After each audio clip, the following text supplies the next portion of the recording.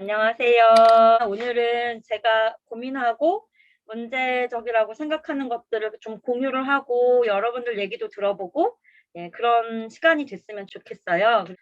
여러 자료들을 보다가 더 네이처 컨서번시라고 하는 TNC라고 하는 환경단체가 있어요. 환경단체나 뭐 에코라는 말을 쓸 때는 위화감 같은 게 있어요. 환경이나 에코를 얘기하면서 배경화되는 뒷전으로 미뤄지는 존재들이 있어요. 이 환경단체는 캘리포니아 남쪽에 있는 산타크루스라는 섬을 78년도에 매입을 해요. 그 에덴 동산 같은 그런 곳을 만들어서 관광지화하고 싶었던 거죠. 그래서 사실은 프로텍션이라고 말하지만 프로덕션을 하고 있었다. 그러니까 제가 이거를 이제 외국인 보호소 면회 활동을 하면서 보호라고 말하지만 프로텍션이라고 말하지만 디텐션, 구금을 하고 있단 말이에요. 사람들을 가두고. 그래서 저는 프로텍션이라고 하는 이 보호라는 말을 쓰는 모든 시설이나 운동이나 사람들에 대해서 조금 날카롭게 바라보는 태도를 가지고 있어요. 요즘 야생화 돼지들, 우리가 축산업에 가면 볼 수 있는 그런 돼지들이 여기서 이제 애기들 놓고 살아가지고 바글바글한 거예요. 관광 산업을 하는 인간들의 입장에서 딱 그 돼지들을 봤을 때, 에덴의 동산을 상상하면서 왔는데 흔히 볼 수 있는 돼지들이 막 돌아다니네? 미관상 안 좋았던 거죠. 그래서 뭐 생물 다양성 운운하면서 그 돼지들을 싹 다 멸종시키는 그런 동물 박멸 프로젝트를 해요. 유다의 돼지라고 하는 작전을 펼쳤거든요. 뉴질랜드 회사예요. 동물 박멸 프로젝트 전문 회사예요. 굉장히 무시무시한 헬리콥터, 드론도 띄워서 작전 구역이 있어요. 빨간 곳에는 돼지들이 많이 있고 파란 곳에는 뭐 멸마가 있고 이런 식으로 분포도를 다 조사해서 거기서 이제 적절한 때에 이 돼지들을 살상하는 이 야생화된 돼지의 여성 돼지가 되게 사교성이 좋은 거예요. 그리고 아기를 낳았을 때 공동 육아를 해요. 그리고 막 우르르 몰려다니고.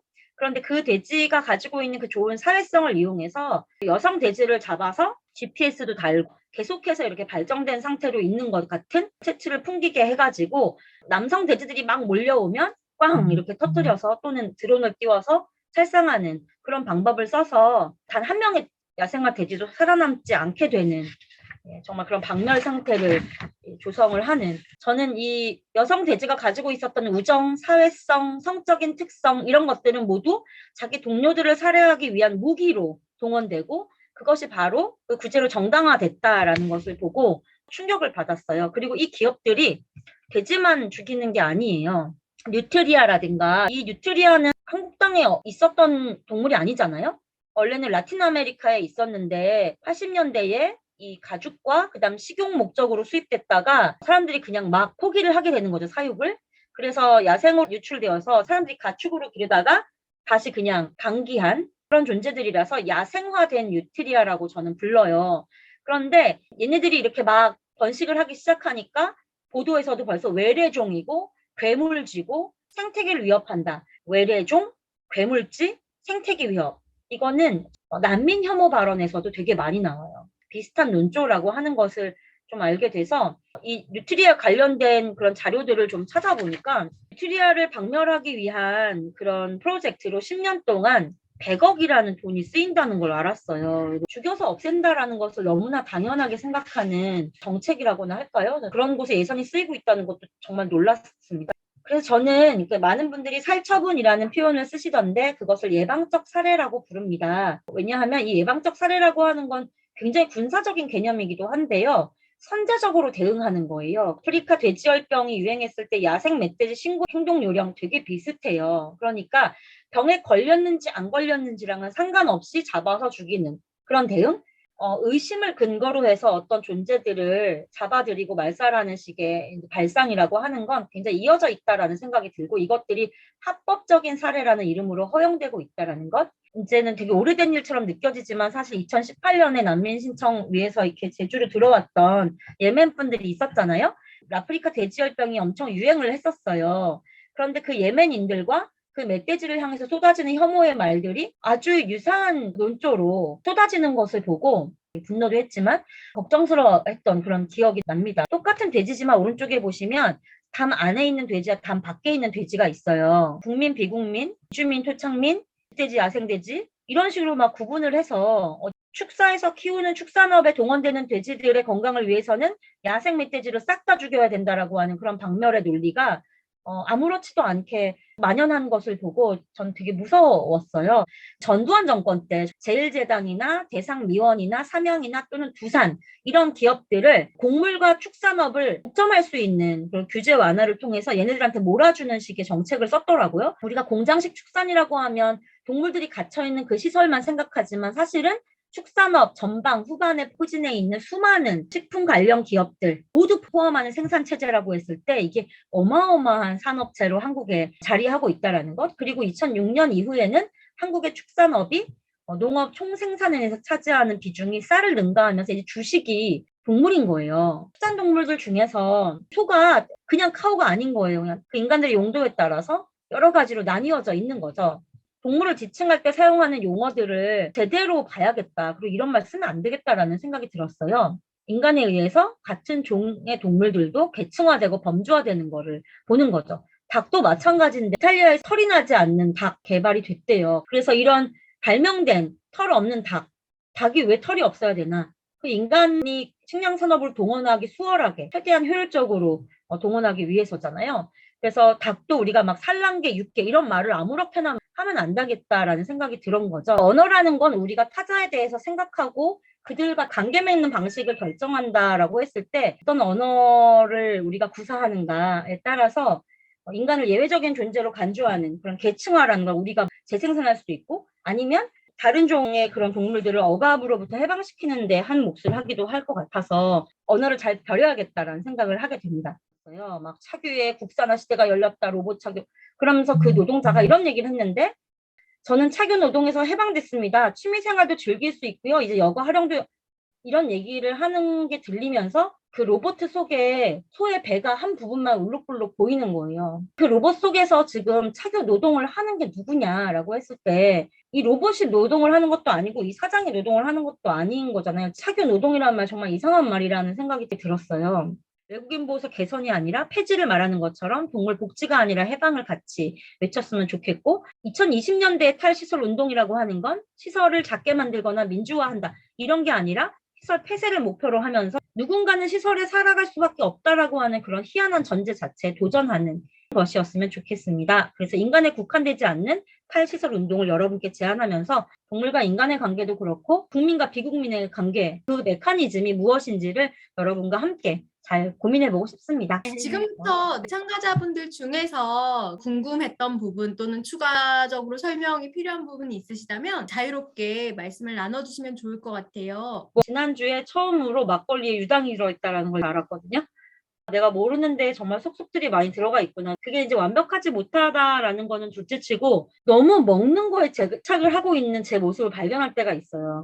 내가 하는 모든 실천이 다 먹는 거랑만 관계되고 있다라는 게 너무 답답하고 오히려 그런 식품 생산 체계에 내가 포섭되고 있네? 이런 생각이 들고 야 풀몬에서 그 채식만두가 나왔대. 그래서 잘 사서 보내줬는데 내가 이거 박수치면서 먹어야 되나 이런 생각이 들기도 하고 대형 육류 가공 업체에서 대체 육 상품들을 막 내놓았을 때 그것을 소비한다라는 건 어떤 의미가 있는지 뭐 맥도날드나 버거킹에서 채식 버거가 나왔다라고 했을 때 와 나 선택지가 하나 늘었더라고 박수칠 일인지 거기에 대한 걸 잘 모르겠다는 거죠. 나의 모든 실천과 나의 모든 운동이 이거를 먹고 안 먹고 이런 식으로만 규정된다라는 건 오히려 동물을 식품 생산 체계의 일부로 포섭한 사고방식에 그냥 놔도 갇히는 거 아닌가?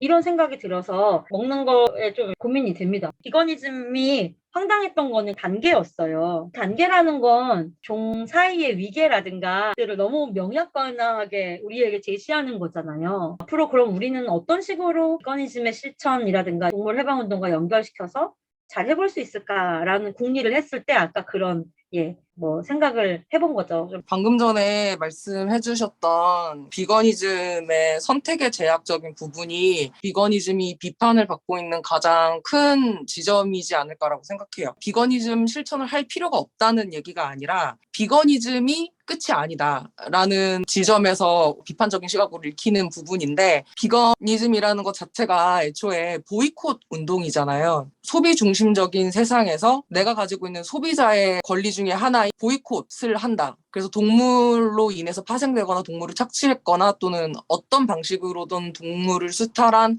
모든 제품들을 먹지도 하지도 입지도 않겠다 하는 보이콧 운동인데 결국에는 자본주의라는 소비 중심적인 세태에서 벗어나기가 힘들다는 것. 그래서 시스템 자체를 전복시켜야지만 우리가 얻어낼 수 있는 진정한 해방들, 그것을 포함한 동물권에서의 해방까지도 이어지기에는 비거니즘이 온전하게 유일한 답안이 될 수 없다는 점에서 비판을 하고 있고요. 왜냐면은 많은 사람들이 고착에 빠지거든요. 내가 비거니즘을 실천을 하고 있기 때문에 나는 동물해방 운동을 하고 있고 이것이면은 충분하다. 이건 어떻게 생각하면 죄책감이 부재하게 되는 거죠. 또 이제 아까 풀무원을 예를 드셨는데 이제 이 문제 중 하나가 이 워싱으로 이어지기가 너무 쉽다는 거죠. 비거니즘이 맞아요. 전면적으로 앞에 나서 있을 때 나는 동물성이 들어가지 않은 대기업의 제품. 하지만 이 대기업은 계속해서 동물 착취를 하고 있는 기업인데 어쨌든 이 기업에서 비건이라는 이름을 걸고 나온 음식을 샀기 때문에 나는 비거니즘을 실천하면서 보이콧 운동을 하고 있다라고 말을 하는 데는 너무 억해가지고 이상해.